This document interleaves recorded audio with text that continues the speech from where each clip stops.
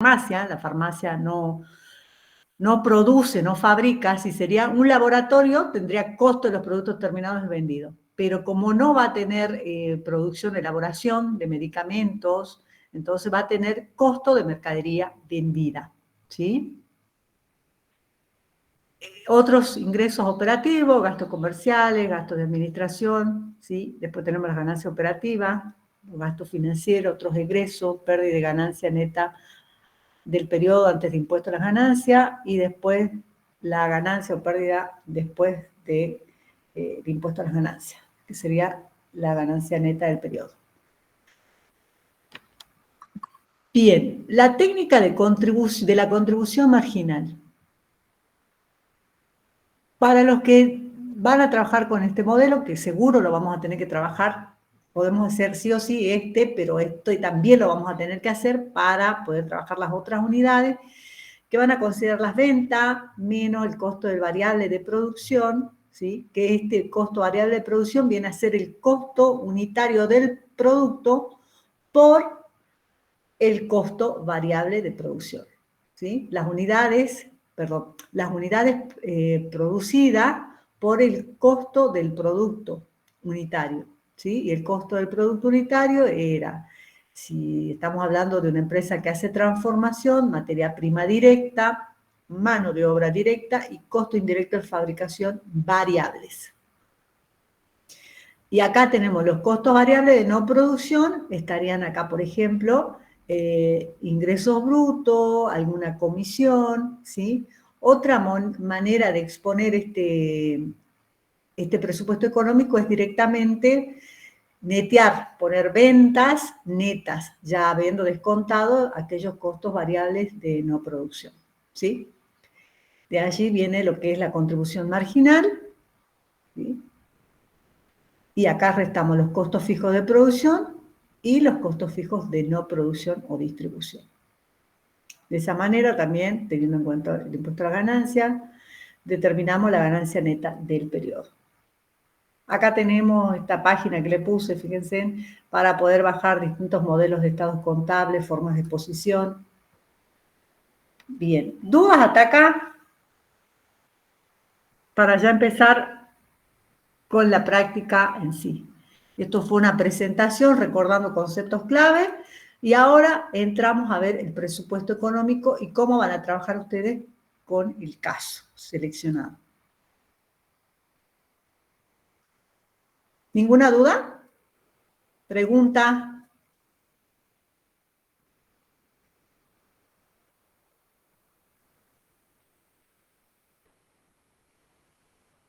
¿Continúo? ¿Hay alguien o no? Pregunto. Por mi Sí, parte profe, no hay duda, continúen. profe. Sí, profe. Bueno, vamos a ver ahora el presupuesto de ventas. Bien. Dice, la llave fiel o expresión de lo que se espera vender. Requiere una tarea conjunta de los distintos sectores del área comercial.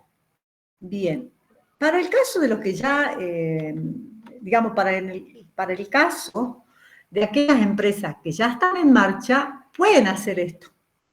Ya tienen los históricos de venta, se sabe cuánto han vendido en el mes, en el año, en el último año, en los últimos años, si tienen una información contable, tienen el volumen de venta y a qué precio se vendieron, y tienen también cuánto fue la facturación, ¿sí?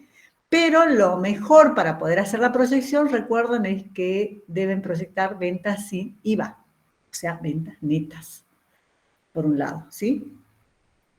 En el caso de las empresas de emprendimientos nuevos que están proyectando empezar una actividad económica, ¿sí? Probablemente no tengan, como no tienen históricos de venta, sí tienen por lo menos un capital y pueden decir a partir de cuánto puedo vender, digamos, porque una cosa es lo que el mercado requiere y otra cosa cuánto dispongo yo de capital para poder satisfacer esa demanda del mercado, ¿sí? Por ejemplo, en el caso de las empanadas, hay un caso que es de las empanadas que tienen un grupo de sus compañeros. Si se trata de personas que ya están emprendiendo con la venta de empanada a pequeña escala, ¿sí? por más que sea pequeña escala, ya saben cuántas docenas de empanadas se venden por fin de semana o por semana, y por lo tanto saben cuántas docenas de empanadas se venden en un mes. Ahora, si lo vemos en mediana escala, ya hablaríamos de una casa de venta de empanada con un local comercial en el centro. Entonces, esa casa de empanada ya tiene una estructura de costos, por un lado fijo, y tiene la estructura de costos operativos. Sabe exactamente, por la facturación y por el sistema, tiene registrada cuántas docenas de empanadas tiene, año a año, cuántas docenas de empanadas por año se venden, o unidades de empanada, depende cuál sea su unidad de medida. Pues su objeto de costo puede ser una empanada, o el objeto de costo puede ser una docena de empanadas, ¿sí? Y también sabe qué tipos de empanadas se venden. Si se vende empanada de carne, de pollo, vegetariana, etcétera, ¿sí? Entonces, ya tienen un volumen por lo histórico, pero también tienen que van a tener que hacer la proyección. ¿Y en base a qué voy a hacer las proyecciones? Para eso voy a tener que considerar, por ejemplo, transferencias internas para la elaboración de otros productos. En este caso no da, en el caso de las empanadas, pero sí hay productos que se venden, pero que también pueden ser materia prima de otro proceso. Entonces ahí se da el concepto de transferencias internas. Productos con precios diferenciales bajo condiciones comerciales distintas de las normales. ¿Qué sería esto? Fíjense en que hay productos frescos por lo general, ¿sí? Que pasado ese lapso de vida que tienen, pasan a tener un precio diferenciado. Pero también pasan con productos que van a entrar con una campaña promocional, entonces se larga un lote de producto, una cierta cantidad de productos que van a tener un precio diferenciado, ¿sí? Por lo tanto, hay que contemplar eso también, ¿sí? Para el volumen, porque una cosa es, el volumen si bien van a ser las cantidades, pero a la hora de los ingresos sí va a afectar, porque el precio no va a ser el mismo, ¿sí? Después están los productos que se entregan a terceros sin cargo en calidad de promoción.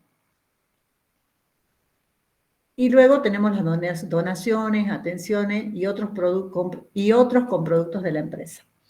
Acá tendríamos que estar imaginando diferentes situaciones. Por un lado, si la empresa fabrica o si la empresa solamente comercializa. Si solamente comercializa, o sea, no hace transformación, para saber cuánto va a vender, tiene que pensar lo que proyecta vender, supónganse en 100 unidades de producto X, pero yo sé que para poder posicionar mi producto necesito entregar de esas 100 unidades, aparte de las 100 unidades, tengo que entregar 3 unidades a 3 instituciones que hagan presencia, de presencia al producto que estoy comercializando. Entonces, ya no tengo que tener 100, en la proyección de ventas, si bien se venden 100 facturadas, pero yo no voy a contar con 100 unidades, tengo que contar con 103 unidades, ¿sí? Si planeo donar, también, es decir, que a la hora de la compra de productos para comercializar, yo tendría que comprar las 100 unidades que planeo vender, las 3 unidades que voy a dar para promociones y 2 unidades para donación. Entonces, ¿cuántas tendría que disponer para que se cumpla ese plan de venta?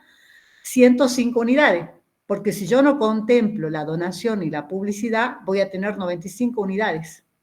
Y mi proyección es vender 100 unidades. ¿Sí? ¿Se entiende acá el concepto o no?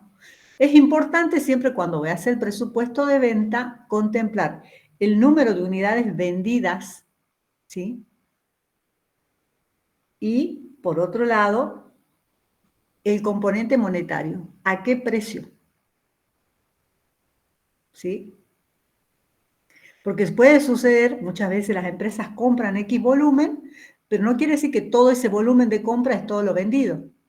¿Sí? Para eso existen también en las empresas comerciales, se supone que van a vender, ahora estamos en la etapa del frío, vamos a pensar en electrodomésticos, calefactores.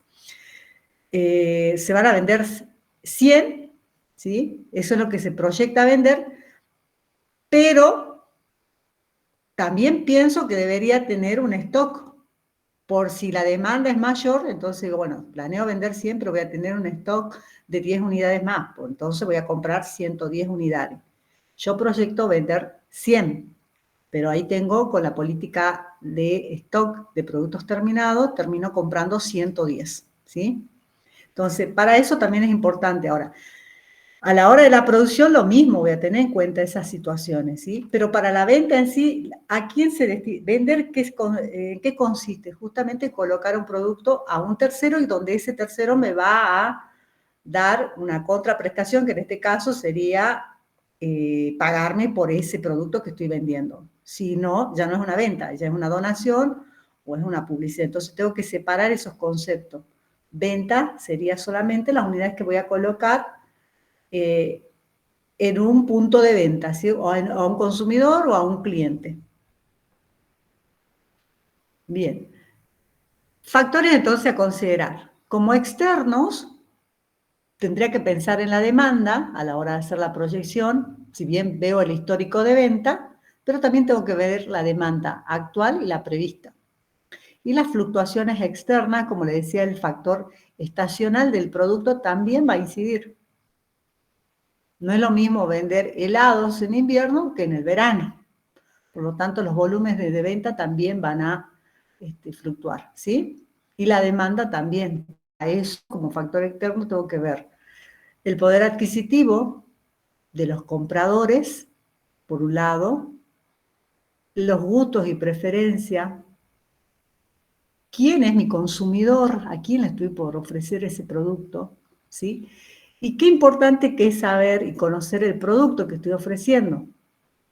Porque si yo conozco las características de mi producto, las bondades, los beneficios, las ventajas que ofrece ese producto, voy a poder identificar al consumidor del mismo, ¿sí? Y a la hora de hacer campañas también de publicidad o promoción, me va a servir mucho conocer todas las características del producto, las especificaciones, ¿sí?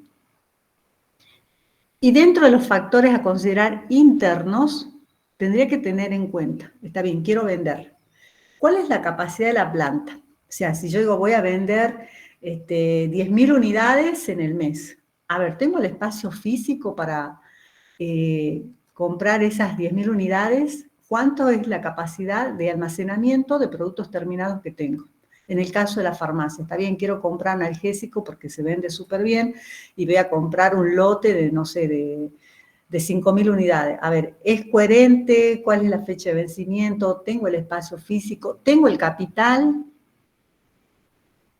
¿Sí? Entonces, capacidad de la planta por un lado. Ahora, si estoy haciendo transformación en el caso de las empanadas, está bien, quiero vender empanadas, voy a vender 10.000 docenas semanales. ¿Eso es algo factible, real o no? Para eso tuve que tener en cuenta el factor externo, por un lado, y la otra es el factor interno. A ver, ¿me da la capacidad para poder vender esa cantidad? ¿Tengo el personal? Y ahí ya entramos a las preguntas más que nada, que sería ya de la parte de producción, porque están vinculadas íntimamente, ¿sí? Bien, disponibilidad del capital, ya lo dije, lo mencioné, productos a ser vendidos. ¿Qué voy a vender? ¿Sí? Ahí voy a hacer énfasis en el componente físico. ¿Qué características tiene el producto? ¿A quién va dirigido? ¿En qué cantidades? Entonces, el punto 3 voy a tener en cuenta las cualidades del producto y el punto 4, las cantidades, los volúmenes del producto. ¿A qué precio? Bien, acá voy a tener que tener en cuenta la política de ventas, ¿sí? Si voy a vender al mismo precio a todos los clientes, voy a darle una bonificación al cliente que me compra X cantidad de volumen por semana. Voy a diferenciar los precios de acuerdo a la zona geográfica. En el caso de las empanadas, a la gente del centro le puedo vender a un precio mayor que a la gente de los barrios aledaños. esto es absurdo, no iría, no sería la variable, el mejor ejemplo, pero pensemos en precios diferenciados cuando se venden a distintas zonas geográficas, pero no a nivel barrio, sino más bien región, no a región, NEA, etcétera, ¿sí? ¿Con qué métodos? ¿De qué forma voy a comercializar? Voy a pagar comisiones a vendedores, voy a ofrecer un servicio postventa. ¿Cuál va a ser la manera en que voy a asegurar colocar mi producto en el consumidor final o en el cliente? ¿En qué zonas de segmentación geográfica? ¿Sí? ¿A través de qué canales de distribución? ¿Cuáles son los intermediarios? ¿Va a ser una venta directa, venta a través de minorista, a través de preventa? ¿De qué manera voy a vender? Esas son algunas de las interrogantes que debería hacerme, ¿sí? Porque son factores que debo considerar a la hora de proyectar las ventas, que también a su vez me van a afectar el presupuesto de producción, ¿sí? En el caso de que haga transformación. ¿Quiénes se ocupan de hacer estos presupuestos? Bien, básicamente los responsables del área de venta o del área comercial, ¿sí? Hay una apertura, ¿sí?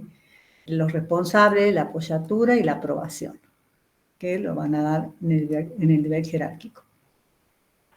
Bien, preguntas hasta acá, dudas con los que tienen los distintos casos.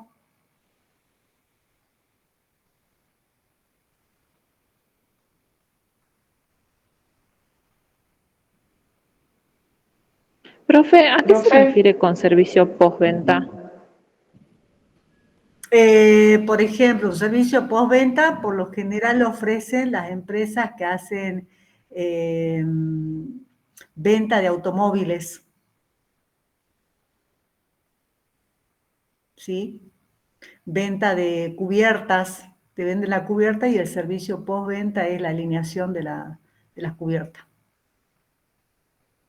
Con control, etcétera, todos los que hacen la venta de los servicios de mantenimiento, en teoría, entre comillas, uno compra los insumos, pero después hay un servicio postventa, las entregas, todo lo que represente atenciones que van como un plus por la venta de ese producto.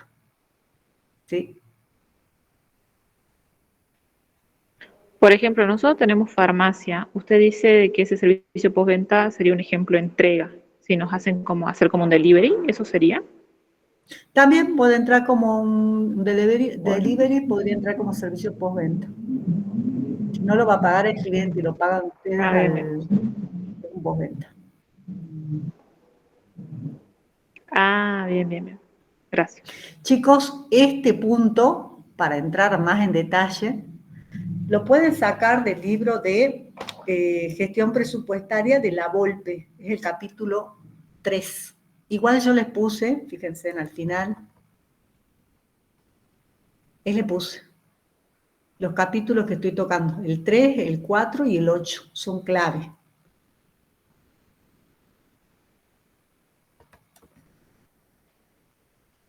Y otra cuestión que acá es importante resaltar es esto que puse acá, CBU. ¿Qué será el CBU? No es el CB, ni tampoco el CBU del banco. ¿Quién me puede decir qué es esa El sigla? costo ¿Qué es? variable unitario. Costo, volumen, utilidad. Muy bien, el costo, volumen, utilidad.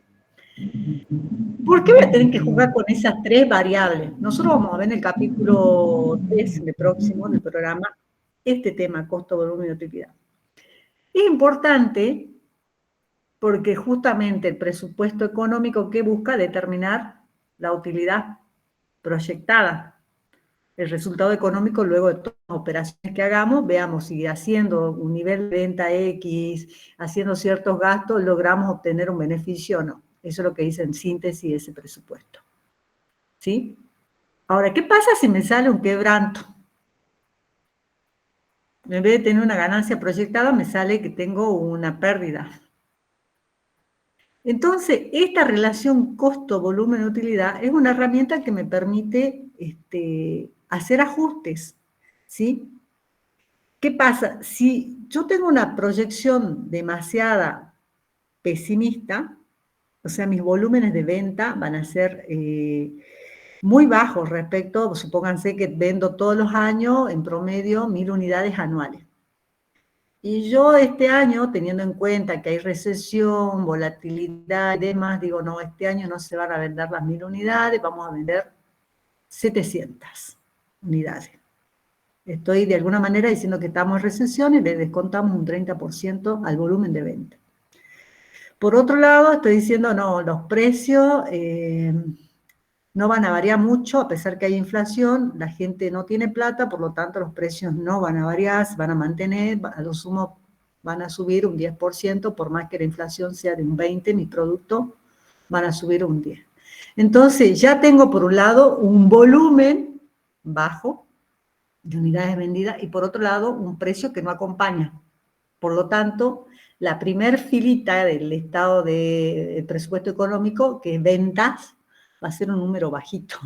Sin embargo, los costos no han bajado, porque estoy diciendo que hay una inflación de un 20% y yo simplemente incrementé mis precios en un 10%.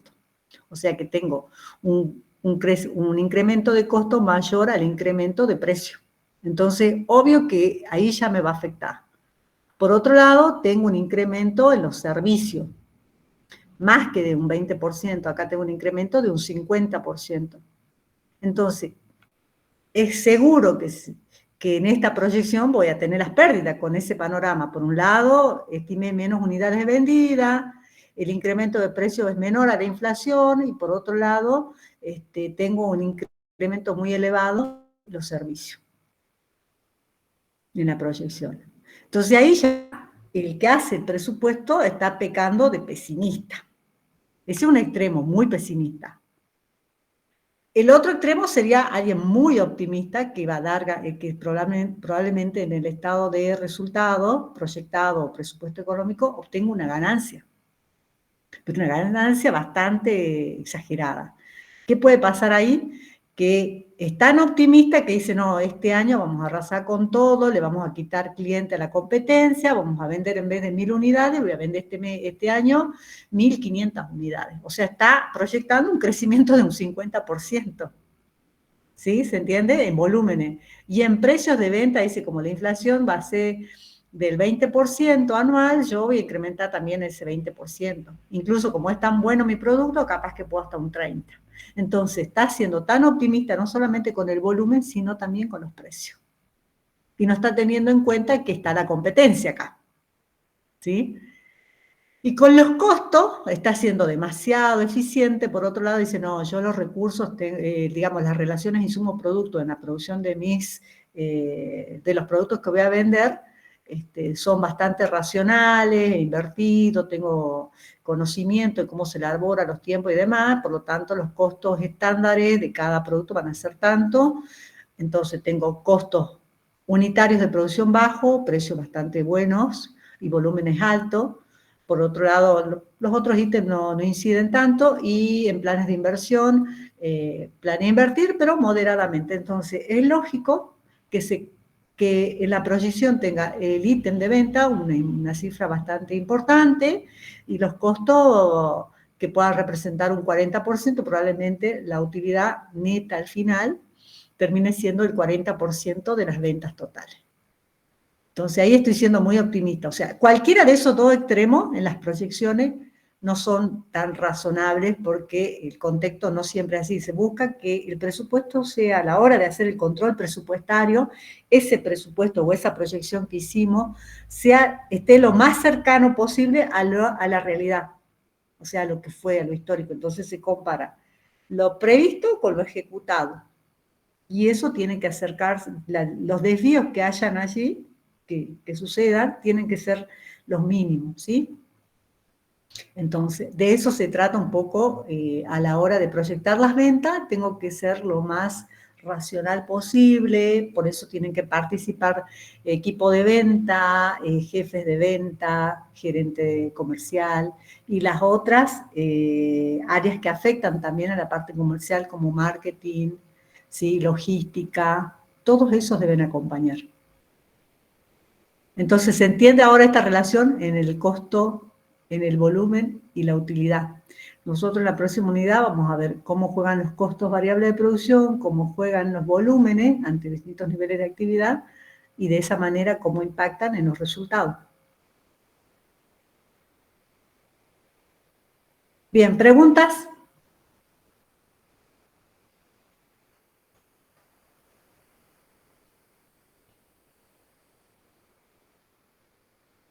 ¿Ninguna?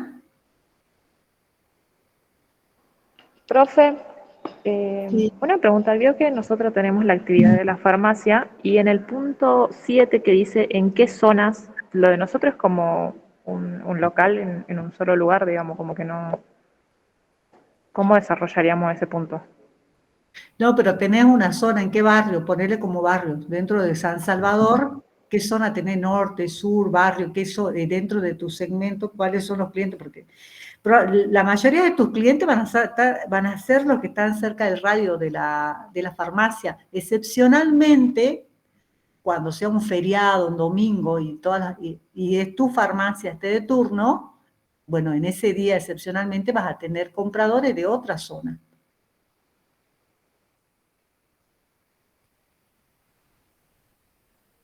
Ah, No bien, bien, siempre, ahora entiendo. y la segmentación geográfica, recuerden que no todos los ítems que nosotros estoy enunciando acá del 1 al 8, no todos se van a aplicar a todos los casos, no es que tienen que... En el caso de un local comercial, distinto sería que sea un Pharmacity. Vos tenés un Pharmacity por segmentación geográfica, los Pharmacity del NOA, Pharmacity del sur, etc. Vos tenés una sola farmacia y tu segmento geográfico es tu barrio y a lo sumo los barrios aledaños. Podés mencionar dentro de la capital de San Salvador, está ubicado en tal zona, por lo tanto los clientes, mi mercado próximo es tal. Eso sí podés mencionar.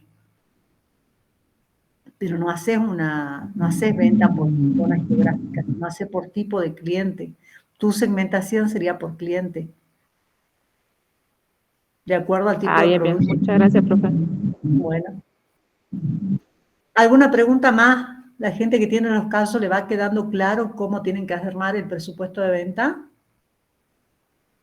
Es la actividad que tienen para la próxima semana. Bien, sigamos. Este es el más importante de todos y me van a decir la hora para explicar y saber cómo lo voy a dar.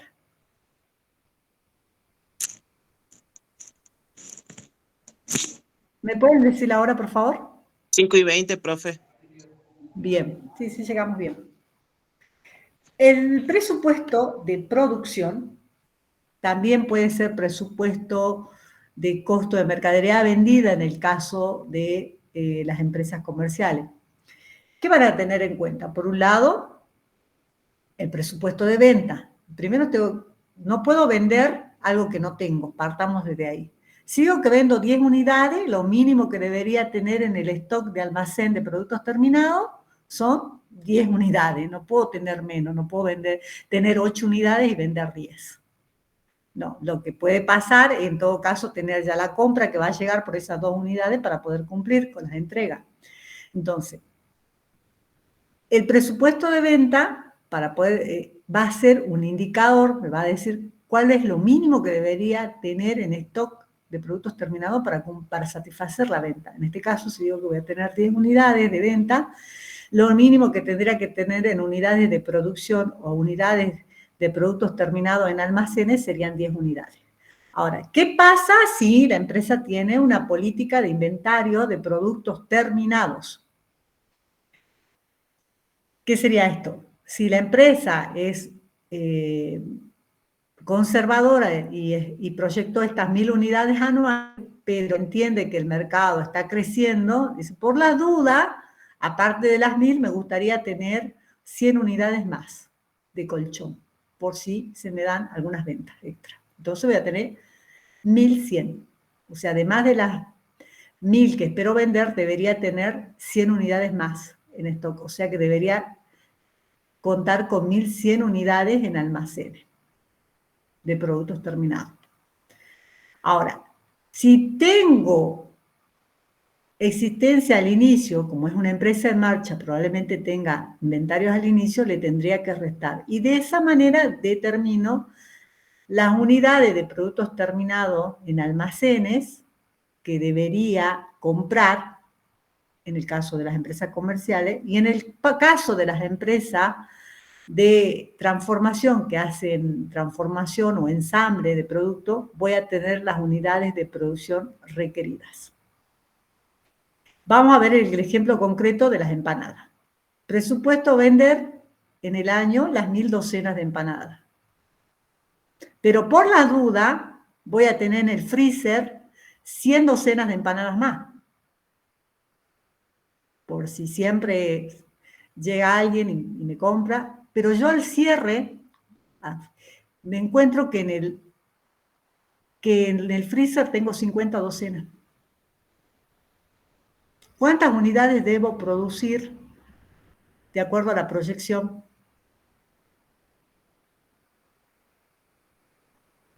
Te repito de nuevo. Sí. Anótenlo.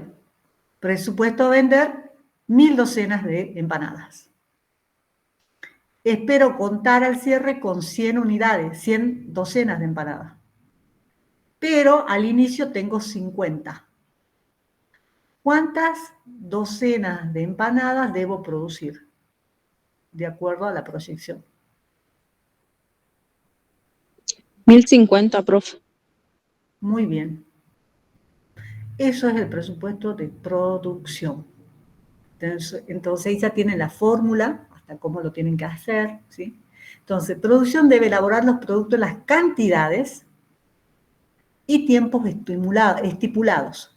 Para ello se requiere que compras acciones para que los insumos necesarios estén en tiempo y forma, ¿sí? Por lo tanto, una vez que tenga el plan de producción, es importante que se active este plan de compras.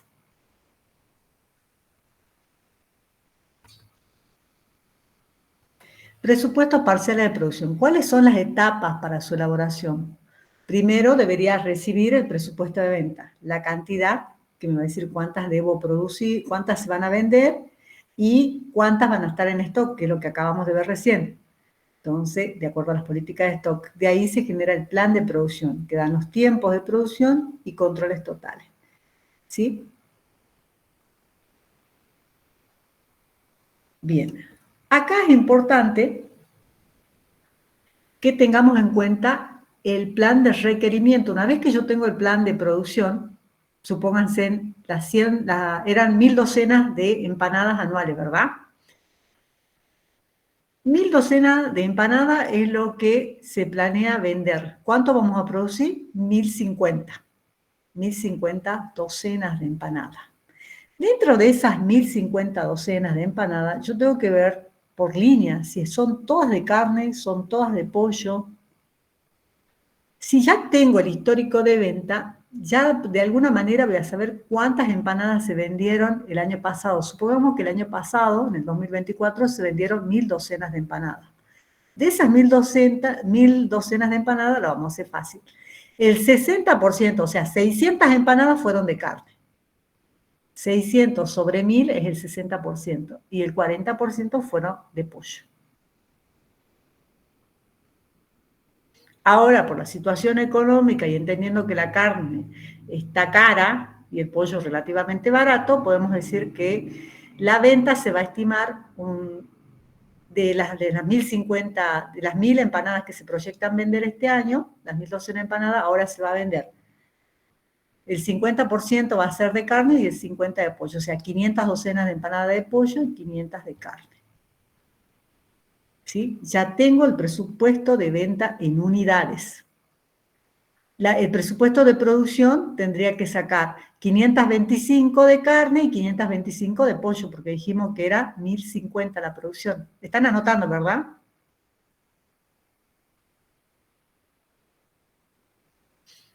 Sí. Bien.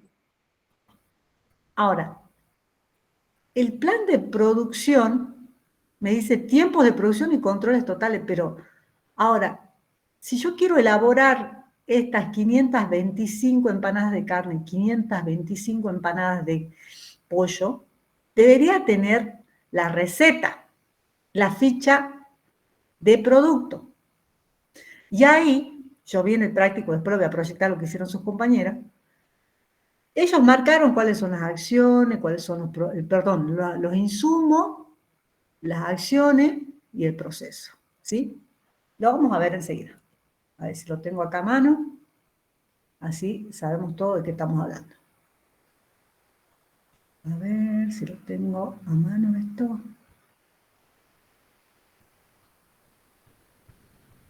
A ver si lo... No, me parecía que lo tenía. A ver si... Esperen, chicos. Acá está. Vamos a cerrar esto.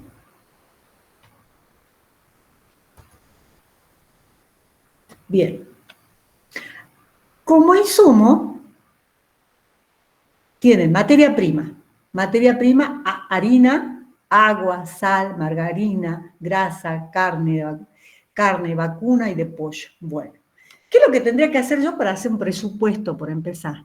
Separo lo que es materia prima directa de lo que es materia prima indirecta. ¿Cuáles serían las materias primas directas? ¿Quién me puede decir? A ver, participen entre todos, nos vamos a sacar este caso. De paso lo vamos a ir elaborando. ¿Cómo sé que una materia prima es directa y otra es indirecta? A ver, ¿qué dice la teoría? Las materias primas directas son fácilmente identificables con nosotros.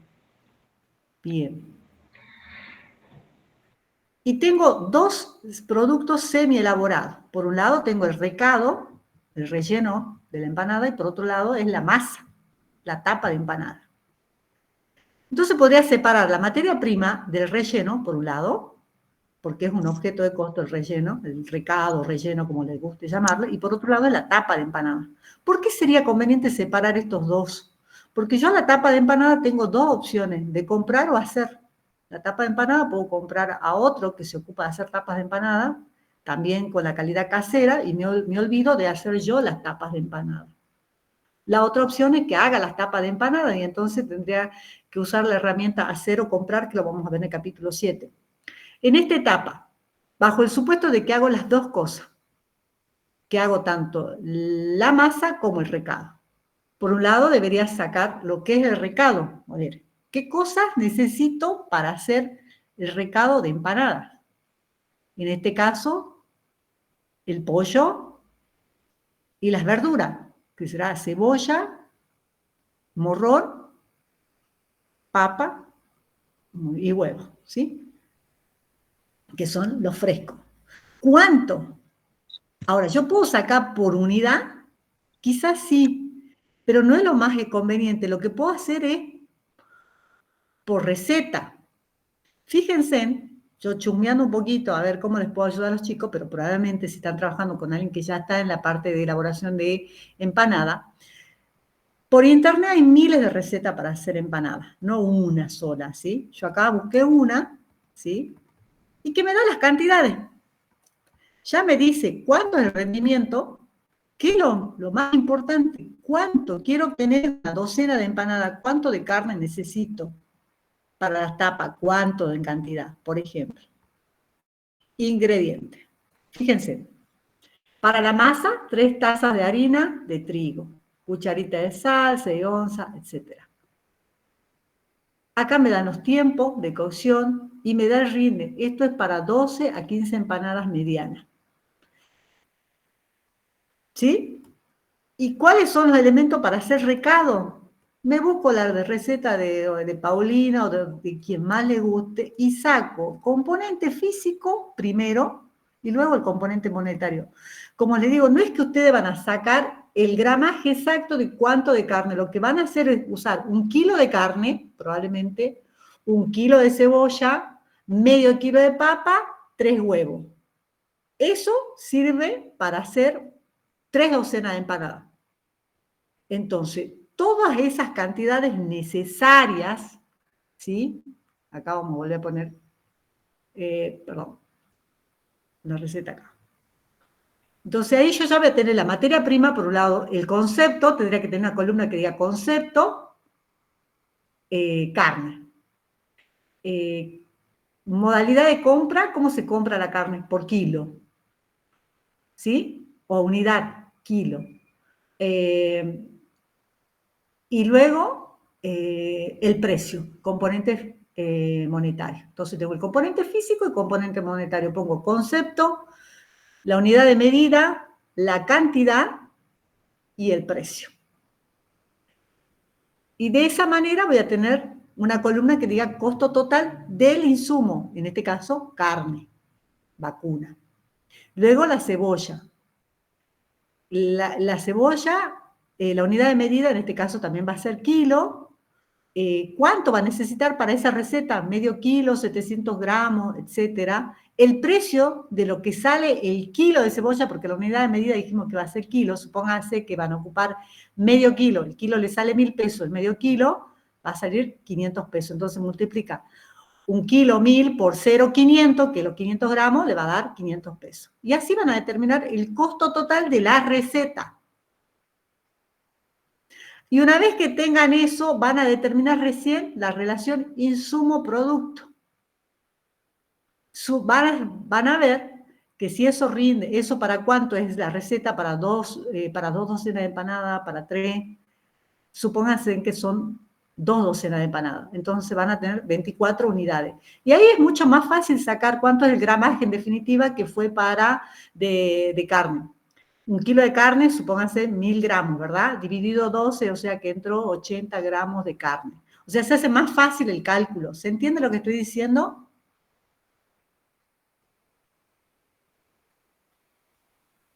Chicos.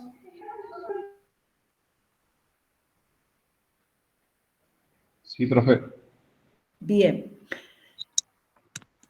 ¿Y cómo sé cuál es materia prima directa y cuál indirecta? Si yo tengo dudas, y ustedes van a decir, profe, para la cebolla, para el morrón, ahora, ¿tiene sentido hacer del agua? No. ¿De la sal? No. Porque la incidencia económica es muy relevante respecto a la incidencia del costo del producto. Entonces, por eso es fundamental separar qué voy a costear como materia prima y qué lo voy a mandar como costos indirectos. Si bien me sirve a efecto de la receta, porque para la receta sí lo tengo que hacer, pero al efecto de los costos,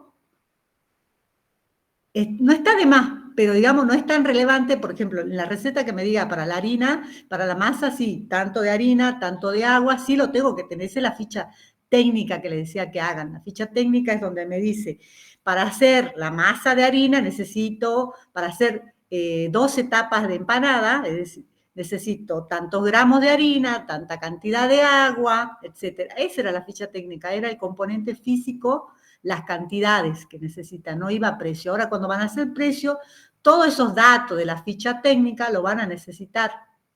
¿Sí? Acá, que tienen, ahora se van a dar cuenta que tienen que corregir acá porque me hicieron la ficha técnica, me pusieron, está bien, esta es ficha, pero es una ficha de carne, pollo, sí, ya sé que es carne y pollo. Unidad de medida, la docena, está bien, presentación, caliente, lista. Ahora, pero yo tengo que saber cómo se compone la empanada de carne y cómo la de pollo. Y eso es lo que le está faltando a esto. Una planilla donde diga los conceptos, qué ingredientes lleva la empanada de carne y qué ingredientes lleva la empanada de pollo. ¿Cuál es la unidad de medida? ¿Cuál es la unidad de compra? ¿Cuál es la cantidad que se emplea para esa receta? ¿Y cuál es el precio que tiene de acuerdo a la unidad de compra? ¿Y cuál es el costo? ¿Sí? Lo mismo con la mano de obra. Fíjense en el tiempo. También se puede determinar cuánto tiempo lleva hacer 3 docenas de empanadas, 5, dependiendo del lote, el tiempo. ¿Sí? Y bueno, y esto lo del capital está bien. Después van a tener que buscar, si no sé, tener imágenes de qué es lo que estamos diciendo acá. Por ejemplo, una amasadora. ¿Qué tipo de amasadora? Una amasadora con tales características técnicas. ¿Qué tipo de horno? ¿Cuánto sale hoy un horno, por ejemplo? Buscamos el tipo de horno que se requiere y el precio para poder sacar la depreciación, el componente monetario, ¿sí? De eso se trata cuando hacemos los presupuestos. Volvamos acá, que ya nos quedan 10 minutitos para terminar. Bien, entonces, ¿se va entendiendo? Tengo el plan de producción, luego hago el plan de compra, pero para hacer el plan de compra, en el plan de compra voy a tener en cuenta las políticas de stock. Si es una empresa que elabora grandes cantidades, por ejemplo, como le decía yo, las 1000 docenas de empanadas y por semana vende 20 docenas, ¿sí? Hay semanas que trabajo, no, 1000 creo que es poco para ser anual, deben ser muchas más. Supóngase que hace por semana 20 docenas de empanadas, vende 20. Tengo que saber cuánto se requiere. Una cosa es el plan de compra teniendo en cuenta, para hacer las masas, que necesito harina, por ejemplo, ¿sí? ¿Cuánto consumo de harina para esa receta?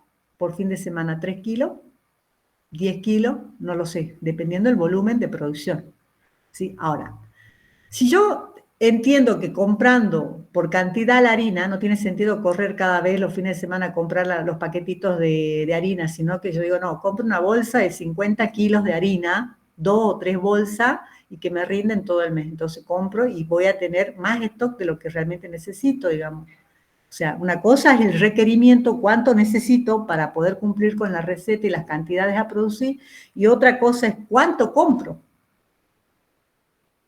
¿sí? Y para saber cuánto compro, tengo en cuenta los inventarios de materia prima o material, ¿sí? Y en el caso de los productos terminados y vendidos, habíamos dicho que tendríamos que tener en cuenta las políticas de stock de los productos terminados. ¿Cuánto quiero tener en almacenes?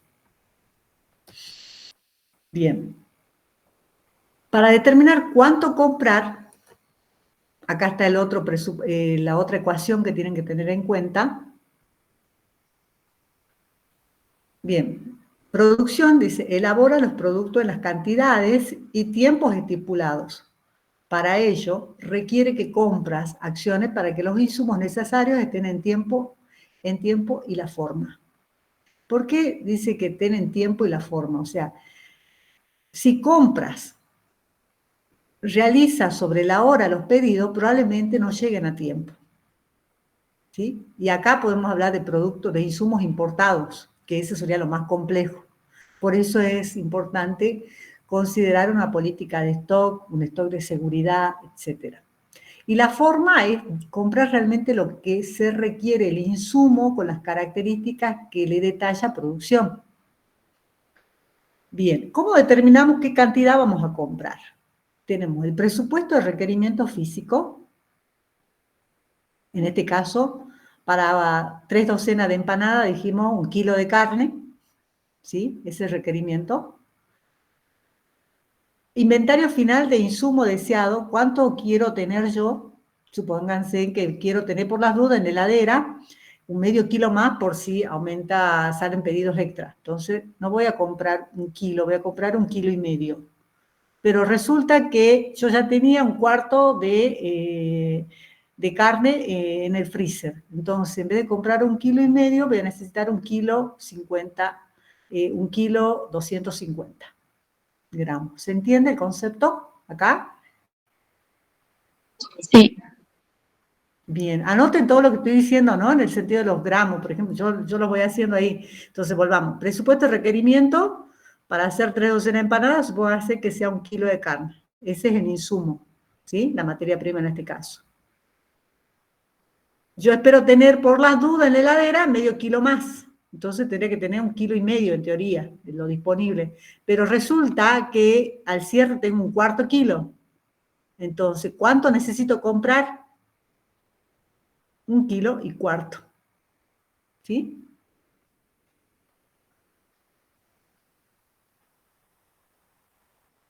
¿Se entiende?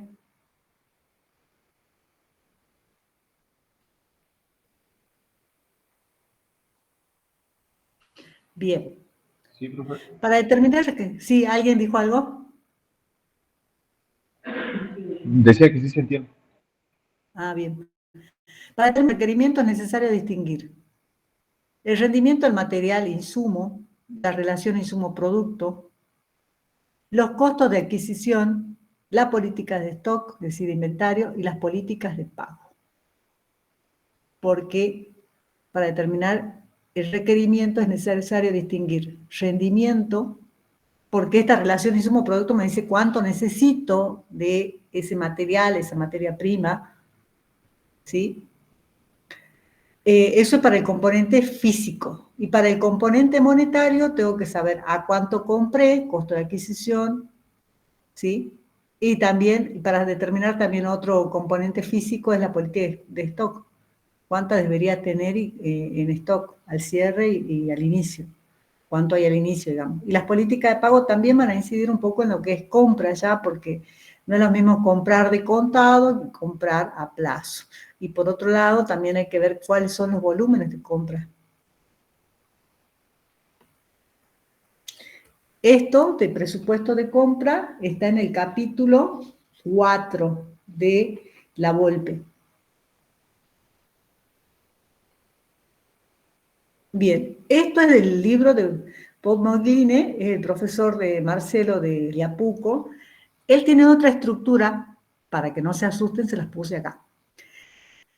El presupuesto integrado parte del estado de situación patrimonial al cierre. Ese sería el punto de partida. A partir de allí se hacen las proyecciones de venta, ¿sí?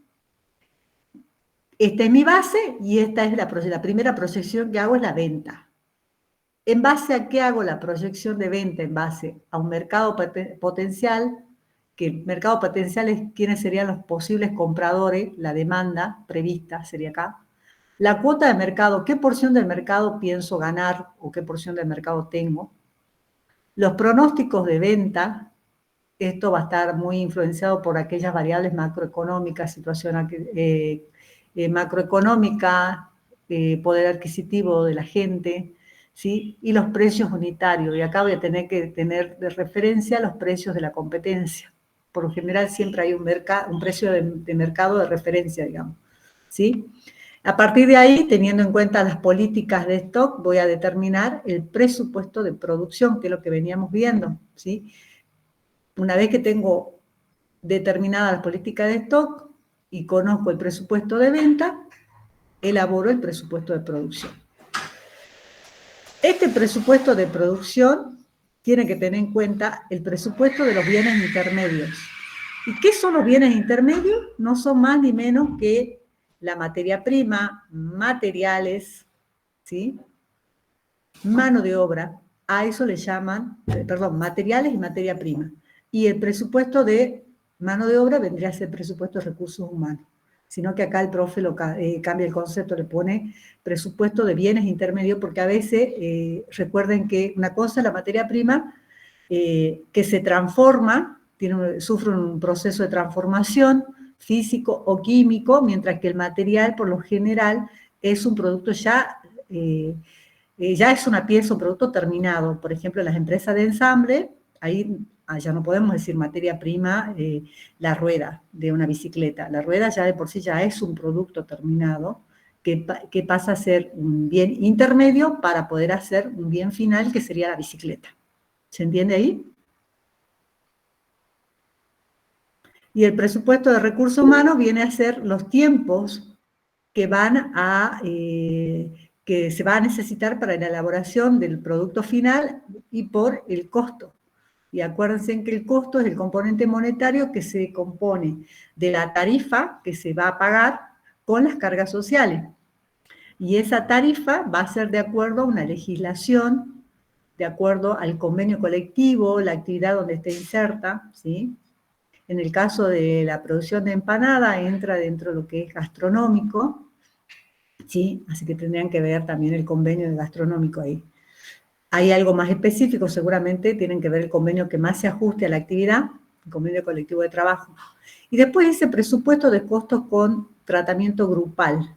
Estos son los costos indirectos de fabricación o costos indirectos, ¿sí? A eso se refiere acá el profesor. De acá, de presupuesto de bienes intermedios, o sea, de materiales, mano de obra y costos indirectos de fabricación, tenemos que tener en cuenta a la hora de su elaboración políticas de stock de los materiales directos, las horas, es decir, el tiempo, la tarifa, fíjense acá, las horas máquinas necesarias por unidad de producto, ¿sí? Y recién acá podemos determinar recién los costos de los objetivos terminados y vendidos. En realidad, ¿por qué dice de los objetivos? Porque pueden ser productos tangibles, como por ejemplo la empanada, que nosotros la vemos, la tocamos y la comemos en este caso, o puede ser un servicio, que podemos recibir un servicio, ¿sí? Productos terminados y vendidos. Después tenemos los costos que van a ser soporte o apoyo a la actividad que estamos emprendiendo, que va a ser los costos de comercialización, el presupuesto de comercialización, de administración, y para eso tendría que tener en cuenta los costos variables de venta, los costos fijos de venta, costos administrativos. Y allí tenemos luego los presupuestos de caja. Acá tendríamos que tener en cuenta cuál va a ser la política de pagos. Vamos a pagar de contado, a crédito, al proveedor, a nuestros acreedores. Cómo vamos a cobrar, las cobranzas van a ser de contado, a crédito. El flujo de caja, planes de inversión, acá tendré que tener en cuenta los planes de inversiones que se van a hacer, costos financieros que vamos a tener que soportar, políticas de tesorería, cuánto es lo que se va a tener como fondos fijos de caja, y luego se hace la proyección de resultado, ¿sí? Teniendo en cuenta la distribución de utilidades, el impuesto a las ganancias, etcétera, hasta llegar así al estado de situación patrimonial proyectado. ¿Dudas, preguntas hasta acá? Es otra forma de exponer, pero lo quería dejar acá sentado para que no queden dudas. Y la estructura de la VOLP, bueno, acá está la bibliografía para que puedan ampliar un poco más, así lo tienen para el viernes, traten de tener el libro, por favor. Este está muy bien, este libro, que si bien he tocado algo de él, pero no me explayé muy claro, es un libro bastante interesante. Y la VOLPE, bueno, que es muy básico para la elaboración de los presupuestos parciales. Este es el esquema de elaboración del presupuesto integral de la VOLPE, ¿sí? Hasta llegar al balance proyectado. Fíjense en acá, el plan de inversiones, el presupuesto de venta, y a partir del presupuesto de venta tenemos los presupuestos de costos fijos de producción, presupuesto de costos de administración, investigación y desarrollo y comercialización. De acá tenemos esto, que lleva todo a lo que es el presupuesto económico, teniendo en cuenta el presupuesto de venta, toca la política de stock, y a partir de ahí, con esas políticas de stock, viene el plan de producción. De acá tenemos los presupuestos de recursos del área productiva, materia prima, mano de obra y gastos. En este caso estaría el plan de compras, que ahí estaría materia prima, materiales, y por otro lado tenemos el presupuesto de remuneración con cargas sociales.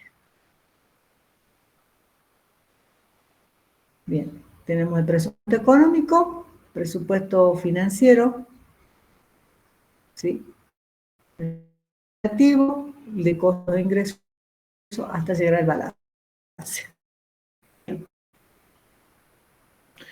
Les voy a ahora, si ya la tienen, ¿sí? Si no hay preguntas, vamos a dar por terminado. El que quiera hacer consultas particulares sobre su trabajo, y los que tienen que ingresar a clase a las 18 ya pueden desconectarse. Muchísimas gracias por su tiempo. Quedo abierta a las consultas.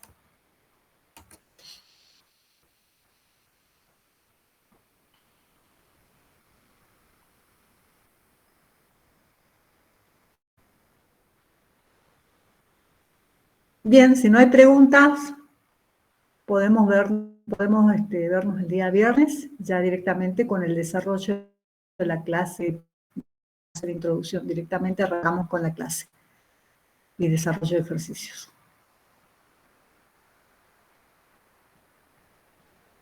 Bien, chicos, doy por terminada esta clase si no hay consultas, ¿sí? Hasta luego. Hasta luego, profe. Hasta luego, profe. Gracias, profe.